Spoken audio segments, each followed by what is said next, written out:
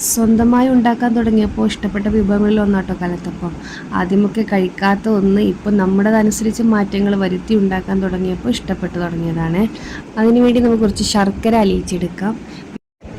അപ്പോഴേക്കും നമുക്ക് അരിയൊക്കെ നരച്ചെടുക്കാം. 3-4 മണിക്കൂർ വെള്ളത്തിലിട്ട് കുതിർന്ന് വെള്ളമൊക്കെ വാർന്നിട്ട് ശേഷം വേണം നമുക്ക് അരി അരച്ചെടുക്കാൻ. അതിലേക്ക് 1 കപ്പ് ചോറ്, അതിലേക്ക് വേവിച്ച് വെച്ച 1 കപ്പ് ചോറ്, 2-3 ഏലക്കായ, ഒന്നുകിൽ ഏലക്കായോ അല്ലെങ്കിൽ ഏലക്കായുടെ പൊടിയോ ചേർത്തിട്ട് നന്നായിട്ട് ഫൈൻ രൂപത്തിൽ നമുക്കൊന്ന് അരച്ചെടുക്കണം. അപ്പോഴേക്കും നമ്മുടെ ശർക്കരപ്പാനി ഇവിടെ നന്നായിട്ട് കുറുകി വന്നിട്ടുണ്ട് കേട്ടോ. ഇത് ശർക്കര നന്നായി ഉരുക്കിയിട്ടും നമ്മൾ ഒന്നും കൂടെ തിളപ്പിക്കുകയാണെങ്കിൽ കുറച്ചും കൂടി ശർക്കരപ്പാനിക്ക് ടേസ്റ്റ് കൂടിയതായിട്ട് കണ്ടിട്ടുണ്ട്. അപ്പോൾ നമ്മളത് ചൂടോടുക്കെ തന്നെ ഈ അരച്ച മാവിലേക്ക് ചേർത്ത് നന്നായി ഇളക്കിക്കണം കേട്ടോ. നന്നായി ഇളക്കിയിട്ടില്ലെങ്കിൽ മാവ് വെന്ത് പോകും.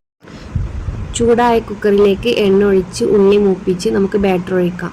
ബാറ്റർ ഒഴിച്ചിട്ട് നമുക്ക് കുക്കർ മൂടി വെക്കണം. കുക്കർ മൂടി വെക്കുമ്പോൾ ശ്രദ്ധിക്കണം, നമ്മൾ വിസിലിടാൻ പാടില്ല.